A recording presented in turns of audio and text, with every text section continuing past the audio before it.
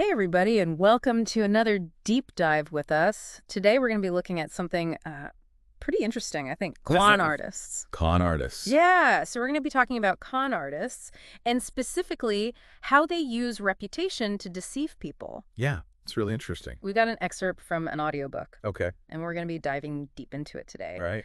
And it looks at, the psychology behind it, how they actually operate, and how they use our needs and desires against us.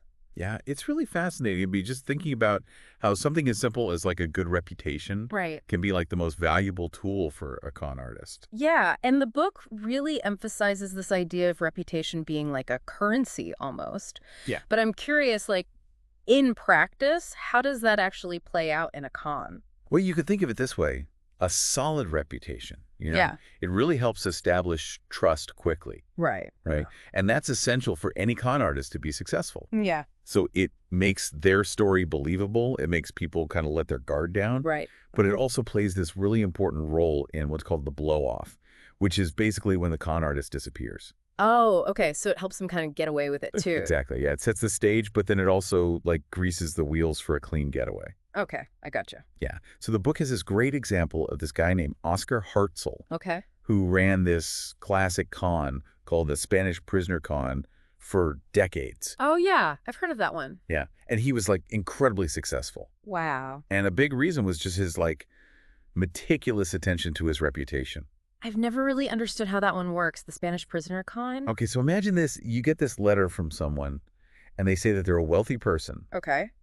but they're imprisoned insane. Right. Yeah. They're desperate to escape. Oh, no. Right. And they promise you this huge reward Okay. if you send them some money to like cover legal fees or bribes. Okay. But here's the thing.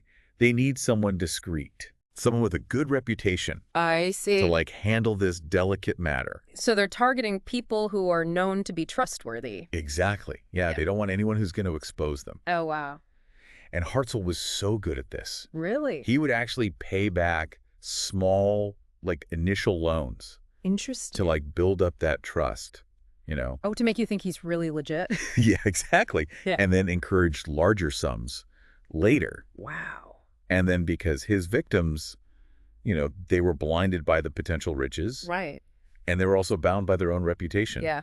They didn't report him even when they realized they had been conned. So like we're saying, our own desire to protect our reputation can be used against us. Absolutely. Yeah, think Yeah. about like if you fell for a con, Yeah. especially one like this, Uh-huh. would you really want to tell everyone you know? Probably not. It's embarrassing, Yeah. You don't want to feel foolish. especially when you like pride yourself on being, savvy. Exactly. So con artists, they know this, right? Right. They exploit our reluctance to damage our own reputations. It makes sense. That's kind of how the cycle continues. It's incredible how much these people really understand human psychology. They have to be like masters at manipulating our needs and desires. Yeah. And that often starts with, our inherent need to believe in things. Yeah, the book touches on this a lot too. Yeah. How con artists prey on our desire to believe in something bigger than ourselves. Yeah, that's right. Like everyone's kind of searching for meaning and purpose. Exactly. And con artists give us these compelling stories You tap into that that. offer us something to believe in. Exactly. So it's not just about being gullible or naive. It's deeper than that. Yeah, it's about longing, Yeah. to find meaning and belonging. Right. Like we're naturally drawn to these stories that resonate with our values, Yeah. that give us hope and purpose. And con artists, they're experts at crafting these narratives. Right. Whether it's the promise of easy riches or like a cure for some disease or even like spiritual enlightenment. This reminds me of something I see all the time in Washington Square Park. Oh, yeah. There's this guy who always seems to be in distress, and he's asking for train fare. Yeah, I've seen him. Have you? Yeah. I always wonder if he's actually in need or if it's some kind of con.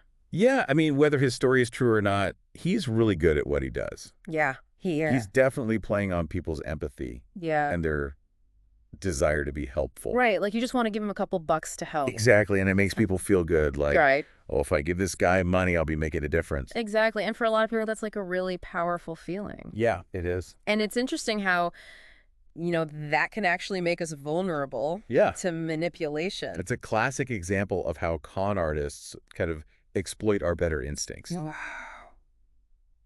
And you see this same principle at work in like some of the most successful cons, like big scale ones, Like what?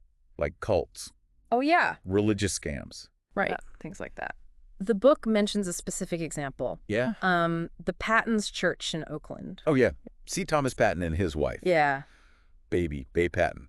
Hmm. They built this massive following Bro. by tapping into people's deep faith and desire for a better life. Wow. They preached prosperity, promised miracles, Uh-huh. and the whole time they were just enriching themselves Oh, wow. with their followers' donations.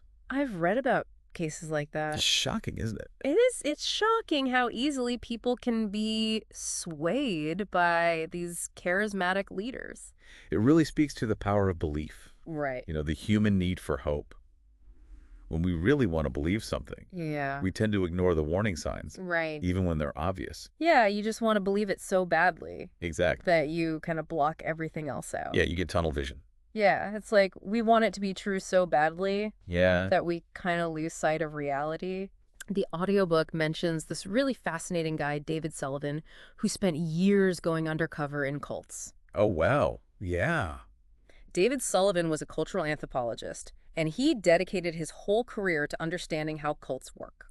Really? Yeah, he actually infiltrated dozens of them over several decades, Wow, that's incredible. just to gain insights into their manipulative tactics Wow. and ultimately help extract victims. I take some serious guts to go undercover in a cult like that. Oh, yeah. I'm really curious, what did he learn from those experiences? So one of his most important insights Okay. was that building a really strong sense of self, Okay. like really understanding your own values, Yeah. your vulnerabilities, Yeah. that's absolutely crucial to resisting manipulation. So it's about like knowing yourself inside and out. Yeah. Like knowing what makes you tick, what you believe in, Mm-hmm. what your weaknesses are. Exactly. And when you have that solid foundation of self-knowledge, Right. you're less likely to be swayed by external pressures. That makes sense. Or enticing promises. Yeah. You can better tell what's genuine and what's manipulative. The book mentions that he developed some advice Yeah. for resisting cons Yeah. with his colleague Jennifer Stanley, right? Yes. So Jennifer Stanley also specialized in cult infiltration and extraction. Oh, wow. And together they came up with some really practical strategies Okay. for resisting these kinds of things. Like what? So they emphasize the importance of staying objective, Okay. focusing on the concrete details, Mhm. rather than getting caught up in the emotional appeal of whatever someone's pitching to you. So it's about staying grounded in reality, Exactly. not getting swept away by the story. Yeah, and another thing they said was to set really firm limits and boundaries. Okay. Like know what you are and are not willing to do, Right. and stick to those boundaries no matter what. So having the strength to say no. Exactly, even when it's hard. Yeah. And they also stressed having an exit strategy. Oh, that's smart. Always having a way out. Yeah. Even if it feels awkward or inconvenient. Like if you find yourself in a hole, stop digging. Exactly. Yeah. Sometimes it's just better to walk away, Right. even if it means admitting you made a mistake. I see.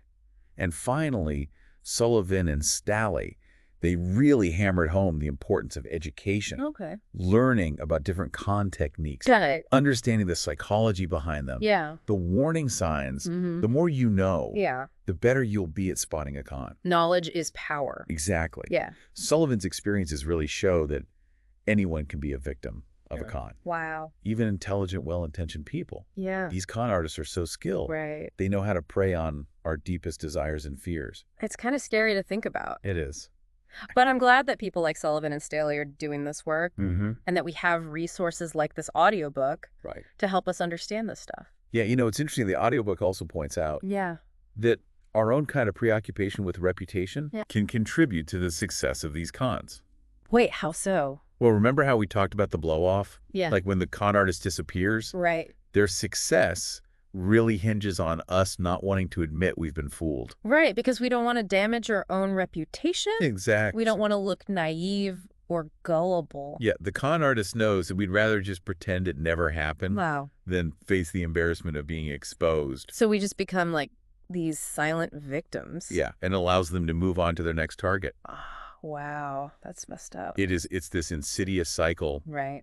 The con thrives on secrecy and shame. It's almost like they're holding our reputation hostage. In a way, yeah. But, it's important to remember that reputation isn't always a bad thing. Right, like a good reputation is really important. Exactly. It can inspire trust, it can facilitate cooperation, Mm. it can even motivate ethical behavior. Exactly. Think about like charities or nonprofits. Right. They rely on their reputation for transparency and accountability. Yeah, that's a good point. So a solid reputation is like a valuable social currency, It is. but like anything that can be used for good or bad. So it's a double-edged sword, Yeah, it can elevate us or it can be used to exploit us. and con artists know that. Oh, they definitely know that they understand how to manipulate our perception of them Right. to create that image of trustworthiness and respectability. Right, and at the same time, they're preying on our desire to Exactly. maintain our own image. Yeah, they use our strength against us. It's like a psychological judo move. That's a great way to put it. Yeah. And that's why it's so important to develop this strong sense of self Yeah. that's separate from, external validation or societal pressures. That sounds really hard. How do you even begin to do that? It's not easy, Hmm. but it starts with self-awareness. Okay. Remember, Sullivan's key insight, understanding our vulnerabilities, Right. is the first step to resisting manipulation. So instead of trying to be invulnerable, Yeah, which is probably impossible, right. we should focus on just being aware of our weaknesses. Exactly. It's Yeah. not about being perfect. It's about being self-aware and honest with yourself. Okay, so we've talked about reputation, the psychology of belief, and some of the tactics con artists use. But I'm wondering how all of this translates to our everyday lives. Like, how do we actually apply these insights? Well, it's important to remember that con artists aren't just characters in movies or headlines. They can be anyone, anywhere. Right. It could be that charming coworker, uh, seemingly trustworthy neighbor, or even someone we think we know well online. So it's not just about being wary of strangers, it's about being discerning in all our interactions. Exactly. And that's where self-knowledge becomes so crucial. Okay. When we understand our values, our beliefs, and yes, our vulnerabilities, Right. we can better assess the intentions of others. Yeah. We can develop a sort of internal radar that helps us sense when something feels off. I like that, an internal radar. Yeah. It's like having that little voice in your head saying, wait a minute, something's not right here. Exactly. And it's okay to listen to that voice. It's okay to question things, to say no, to walk away from a situation that feels uncomfortable, even if it means going against social norms or disappointing someone. So it's about trusting our gut instincts, even when it feels awkward or inconvenient. Absolutely. Sometimes our intuition is trying to tell us something important. It really is. This whole deep dive has really highlighted for me the importance of being informed and discerning consumers of information. Yeah. I mean, we're constantly bombarded with messages, Right. and a lot of them are designed to manipulate our emotions and beliefs. Yeah, it's like we're living in this world of persuasion where everyone is trying to sell us something, whether it's a product, an idea, or a worldview. That's a great way to put it, and that's why critical thinking is more essential now than ever. Yeah. Don't just accept things at face value. Ask questions. Do your research look for evidence? Consider different perspectives? So it's not about becoming cynical or distrusting of everyone. No, not at all. It's about being aware and engaged and thinking critically about the information we're consuming. Exactly. It's about maintaining a healthy skepticism while remaining open to genuine connection and collaboration. Finding that balance between protecting ourselves and engaging with the world in a meaningful way. This has been such an insightful deep dive. It's amazing how something as complex as reputation can be both a powerful force for good and a tool for manipulation. It really underscores the complexity of human psychology, doesn't it? It does, and it reminds us that we all have a responsibility to be aware of these dynamics, both in ourselves and in others. Any final thoughts for our listeners before we wrap up? I just say, remember, knowledge is your best defense. The more you understand about con artistry, the psychology of deception, and your own vulnerabilities, the better equipped you'll be to navigate this challenging world. And never be afraid to question, to challenge assumptions, to trust your instincts. Well said. Thanks for joining us on this deep dive into the fascinating and often unsettling world of reputation and cons. We hope you've gleaned some valuable insights that you can apply to your own life. Always stay curious and stay vigilant. And on that note, we'll leave you with a thought-provoking question to ponder. What personal beliefs or desires might make you vulnerable to a con artist's pitch? Take some time to examine your own potential weaknesses and build your resistance until next time.